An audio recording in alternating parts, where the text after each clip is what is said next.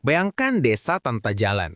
Petani menggotong hasil panen melewati lumpur 2 kilometer.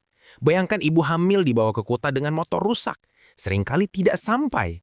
Sekarang bayangkan seseorang dari gedung pusat kekuasaan dengan mic, AC dan gaji tinggi berteriak, "Tiadakan saja dana desa itu."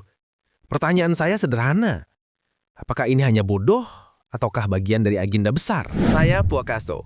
Hari ini kita bahas satu hal yang saya katakan tegas. Yang menyuarakan penghapusan dana desa itu tolol secara pengetahuan dan dungu secara politik. Mengapa? Karena ia tidak membaca realitas, data, dan siapa yang diuntungkan jika desa dilemahkan.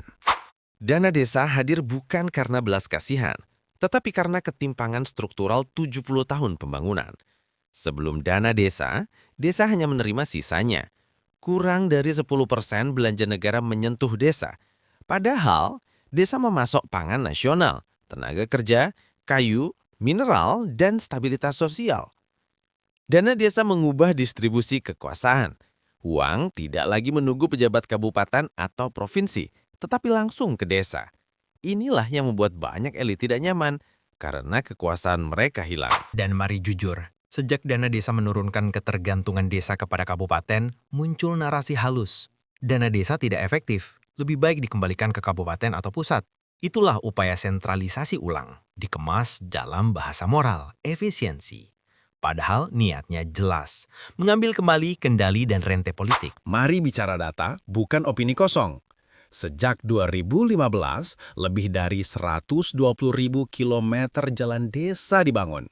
Sekitar 5.000 pasar desa lahir, membuka akses ekonomi. Lebih dari 39.000 PAUD atau posyandu didirikan atau diperbaiki. BUMDes tumbuh dari 1.000 menjadi lebih dari 60.000. Sebagian sudah mengasulkan pendapatan mandiri. Tingkat kemiskinan desa turun dari 16% menjadi sekitar 12% dalam 5 tahun pertama Maka. Stunting turun signifikan di ratusan desa intervensi dana desa. Dan catatan penting, dana desa bukan hanya membangun fisik, tetapi meningkatkan modal sosial, administrasi, dan kapasitas desa. Itu capaian nyata. Apakah itu disebut sia-sia? Mari dengar suara orang desa. Seorang bidan di Sulawesi Barat berkata, kalau posyandu ini tidak ada, anak-anak kami tidak terpantau. Seorang petani di Jawa Tengah berkata, jalan desa ini membuat harga gabah kami naik. Kami bisa menentukan harga. Seorang ibu di NTT berkata, dulu banjir di sini sampai pinggang, sekarang ada embung desa. Jika Anda menghapus dana desa, apa jawaban Anda kepada orang-orang ini? Dan menariknya, narasi penghapusan dana desa tidak muncul sendiri. Kita melihat influencer, buzzer, kolumnis bayaran, think tank tertentu yang tiba-tiba memproduksi opini bahwa dana desa itu pemborosan, lebih baik dialihkan. Ini bukan kebodohan spontan, tetapi rekayasa opini publik untuk mempersiapkan kebijakan sentralisasi. Ini pernah terjadi di Orde Baru, desa kuat dianggap ancaman. Hari ini dimainkan ulang dengan gaya digital. Sering orang bilang, tapi korupsi desa banyak. Mari luruskan. Sejak 2015 sampai hari ini, desa menerima lebih dari 500 triliun dana desa. Kasus korupsi desa tercatat ratusan. Itu buruk, tetapi secara persentase kurang dari 1% dari 74.000 desa. Jadi apa yang terjadi? Kasus itu di blow up, dijadikan alat framing bahwa desa tidak mampu mengelola. Padahal jika Anda jujur, korupsi terbesar justru ada di proyek APBN pusat, proyek provinsi, proyek kabupaten. Namun tidak pernah ada narasi, hapuskan kementerian karena ada korupsi. Mengapa desa dipukul memakai standar berbeda? Jawabannya jelas, desa menjadi ruang perebutan kontrol. Menghapus dana desa berarti mengembalikan kontrol ke kabupaten dan provinsi, tempat rente politis kuat beroperasi. Menghilangkan sumber daya desa sehingga desa kembali menjadi objek bukan subjek. Mengurangi demokrasi lokal karena dana desa membuat warga berani mengawasi pejabat desa.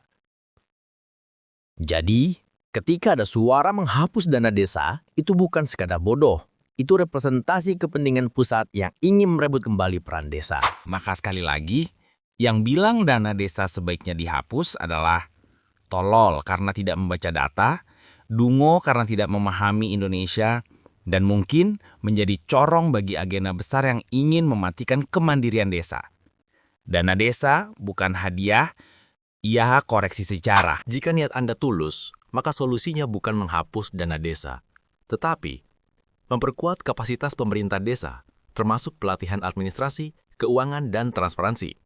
Digitalisasi pengawasan, semua transaksi desa dipublikasikan real time. Penguatan BUMDes, agar desa punya pendapatan mandiri jangka panjang. Audit warga, bukan hanya audit hukum. Desa bukan butuh pembubaran, tetapi pembelajaran dan perlindungan. Kalau desa dimatikan, Indonesia berdiri di atas apa? Kota hidup dari desa, dan desa berhak atas sumber daya. Jadi bagi yang bilang dana desa dihapus, saya tantang satu hal. Turunlah ke desa, lihat mata ibu-ibu, tanya petani, tanya bidan, tanya anak PAUD, kemudian ulangi pernyataan Anda. Kalau masih berani, maka masalahnya bukan pengetahuan, tetapi hati nurani.